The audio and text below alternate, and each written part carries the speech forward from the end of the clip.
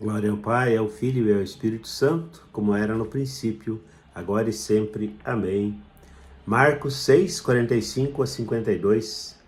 Depois de saciar os 5.000 homens, Jesus obrigou os discípulos a entrarem na barca e irem na frente para Betsaida, na outra margem, enquanto ele despedia a multidão. Logo depois de se despedir deles, subiu ao monte para rezar. Ao anoitecer, a barca estava no meio do mar e Jesus sozinho em terra. Ele viu os discípulos cansados de remar, porque o vento era contrário.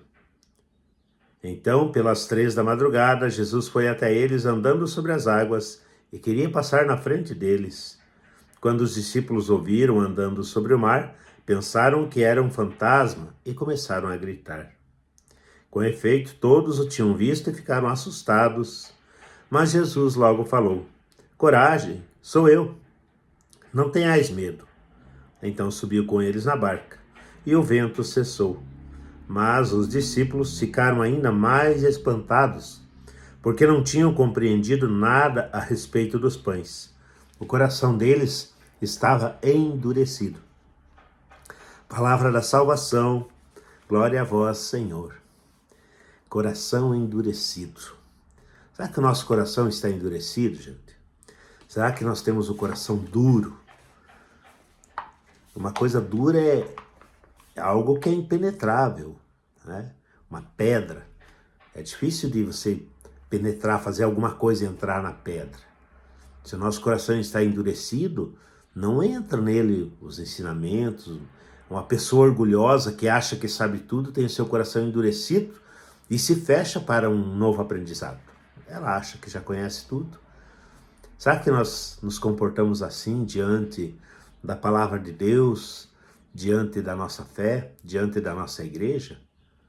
Quantas vezes questionamos, quantas vezes rejeitamos o ensinamento da igreja, o ensinamento do evangelho, a própria palavra de Deus?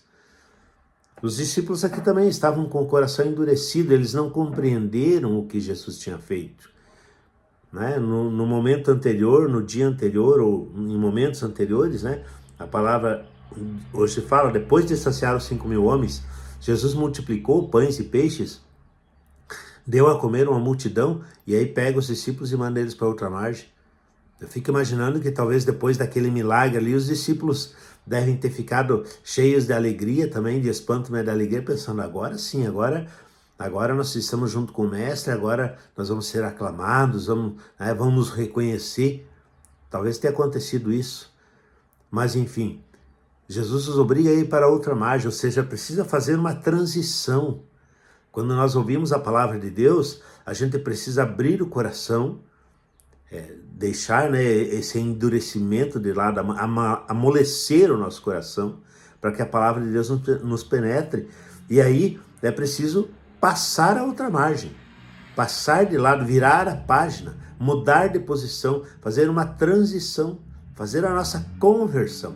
Ouvindo a palavra de Deus, vendo o que Jesus realiza, aí sim é necessário olhar, contemplar, meditar, refletir, acolher e mudar de posição, mudar de margem. Essa margem que os discípulos foram obrigados por Jesus a fazer, essa travessia.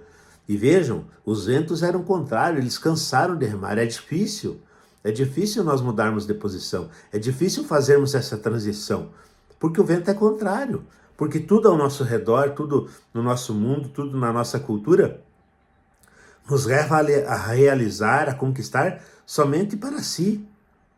Nos leva a lutar somente pelo individual, pela realização pessoal, aqui e agora. Conquistar mais para ter mais conforto, para ter mais alegrias, para usufruir mais das coisas desta vida. Então, dentro desse contexto, todo sofrimento, todo esforço até mesmo, é em vão, pelo reino dos céus, pela conversão, pelo espiritual. Mas, então vejam bem, depois de contemplar o milagre, não podemos estar com o nosso coração endurecido. Precisamos deixar que esse milagre, que esse acontecimento, que a palavra de Deus, que o evangelho penetre, nós precisamos absorver essa palavra e precisamos passar para outra margem, passar para o lado de Jesus, tentar olhar os acontecimentos, olhar a vida, olhar a existência com os olhos de Jesus, com o olhar de Deus. Aí sim, nós poderemos então, mesmo remando contra ventos contrários, reconhecer Jesus que caminha ao nosso lado, que entra no nosso barco, que nos conduz, e não nos assustar com a sua presença, não estranhar a sua presença, mas acreditar nele e fazer uma boa travessia com ele. Um abraço, Deus abençoe você.